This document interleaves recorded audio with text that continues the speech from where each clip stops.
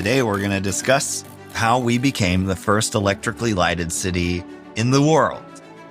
This is TJ Honeycutt. He is the collections assistant at the Wabash County Historical Museum in Wabash, Indiana. If you go to our Wikipedia page, whoever edited it declares that it's a farcical notion and that it is not the case. But I'm going to show you some evidence to the contrary. The year was 1870 in Wabash, when the original courthouse burned down. The county got together and built a new one.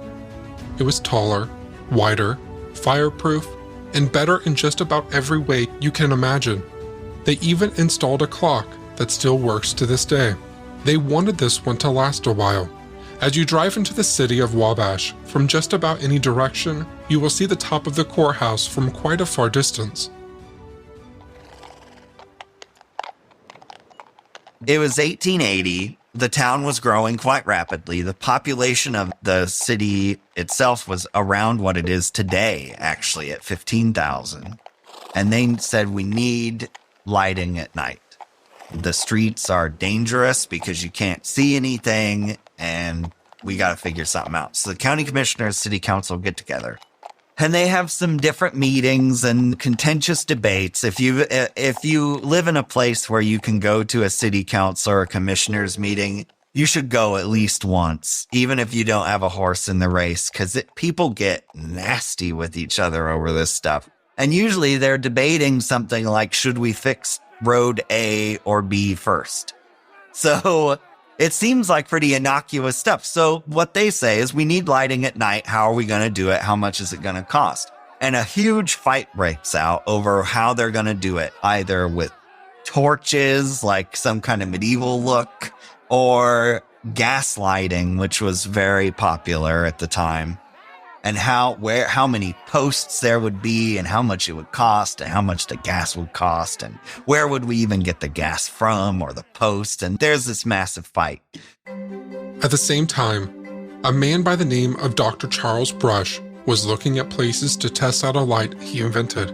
Thomas Edison, whom you won't need an introduction to, was known for his incandescent light bulb, which uses a heated piece of tungsten to create light. Then you can soften it with a painted glass to diffuse the light. Dr. Brush's light was called an arc light. An arc light is essentially two pieces of solid carbon that look like pencils. When you run an electric current through them, an electric arc jumps from one carbon pencil to the other. Now, unlike Edison's kind of soft white light that's produced, Charles Brush's arc light is very similar in effect to a camera flash or an arc welder, because an arc welder is operating, if you've ever seen one of those, or you can look it up on YouTube, I suppose, an arc welder operates on the same principle. So the light is incredibly hot, it can fuse metal together, and it will also damage your eyes if you look at it. So if we lived in a world where Charles Brush's light had taken over, you tell the little kids, don't look at the sun, it'll hurt your eyes. We'd also have to include all of the light bulbs in the house. So you can see why Charles Brush's idea, although brilliant, who would have come up with that?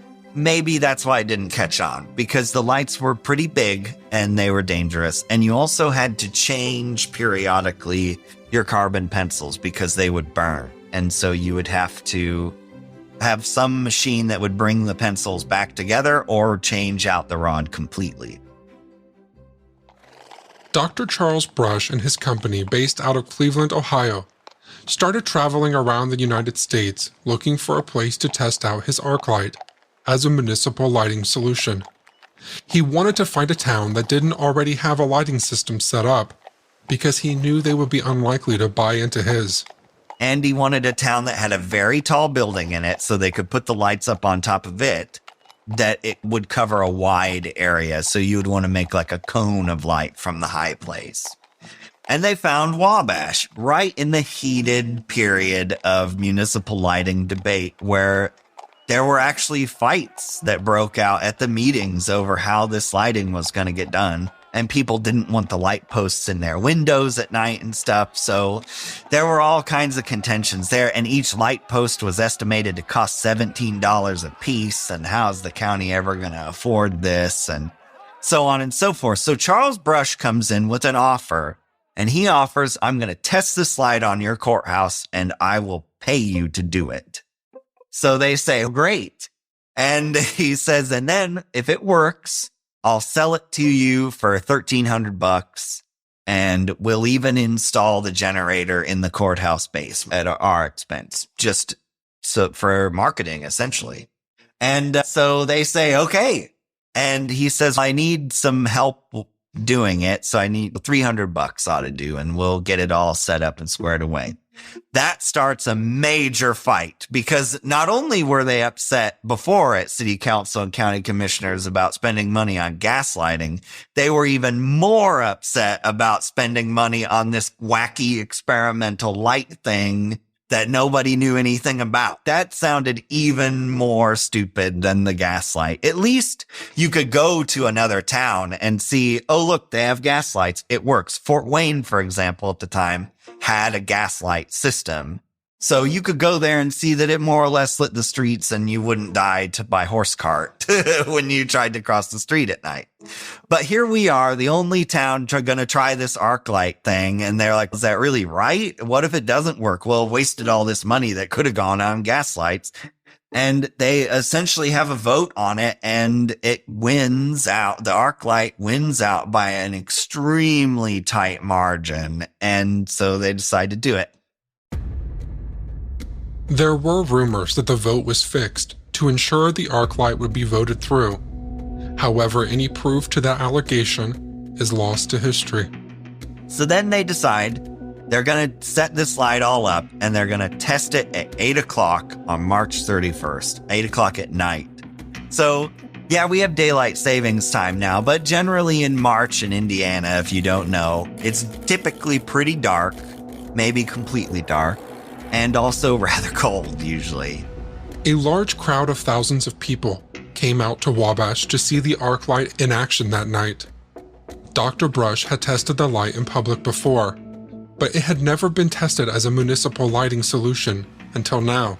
This crowd wanted to see exactly how it would work. People came in from all around using the railroad that was very well established at the time. The Chicago Tribune even sent reporters down to report on this light being flipped on. I'll share some quotes. They flipped the light on at 8 o'clock, and this is how it is described by an unknown person in the Plain Dealer. From the towering dome of the courthouse at 8 p.m. on March 31st, 1880, burst a flood of lights that made world history. For a mile around, houses and yards were distinctly visible, while far away, the Wabash River glowed like a band of molten silver. So there's another setup that I have that's the quotation is too long to read here because I would essentially be reading a small pamphlet to you. What happened was this gentleman took notes for the local paper, and he started on the courthouse lawn, which is all that's still the same as it was then.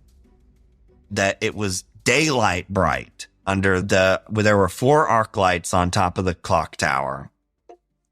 In those 4 lights were 2 arc lights. So you essentially had 8 arc lights with a system of mirrors to point the light to the ground.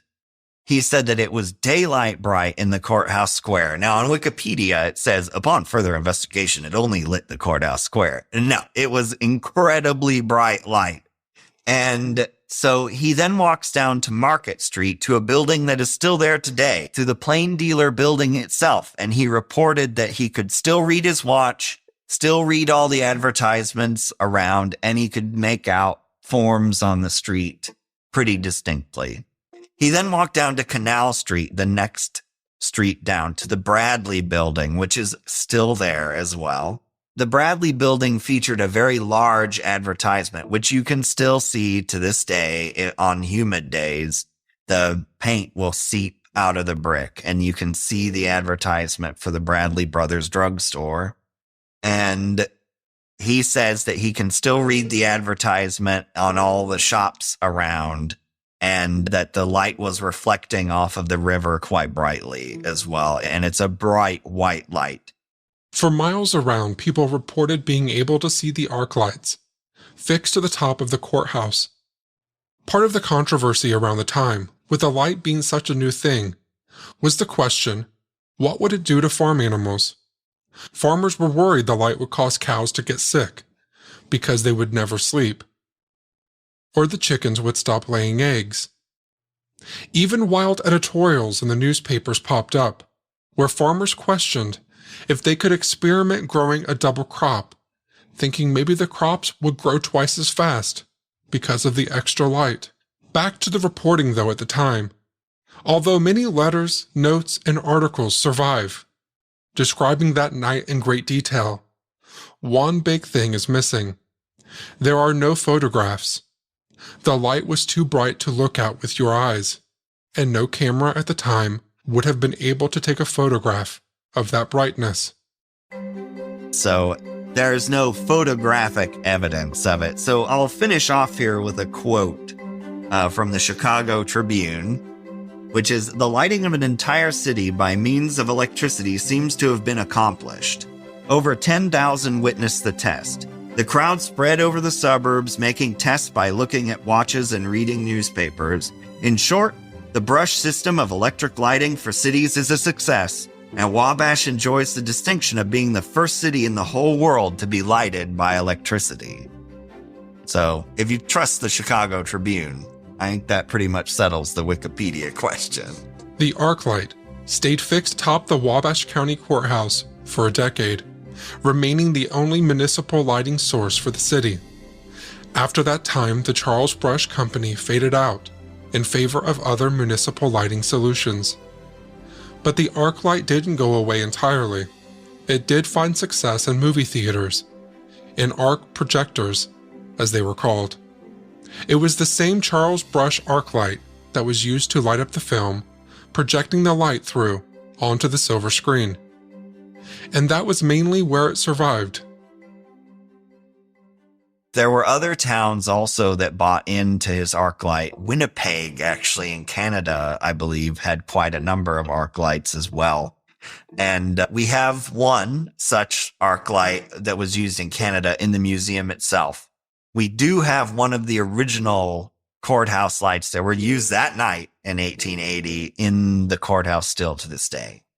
I'd like to thank TJ for sitting down with me for this episode. If you find yourself traveling through Indiana, I highly recommend traveling to Wabash to see the very courthouse where this history happened. The museum is located not far from the courthouse. Go inside and let them know I sent you. Thanks for listening.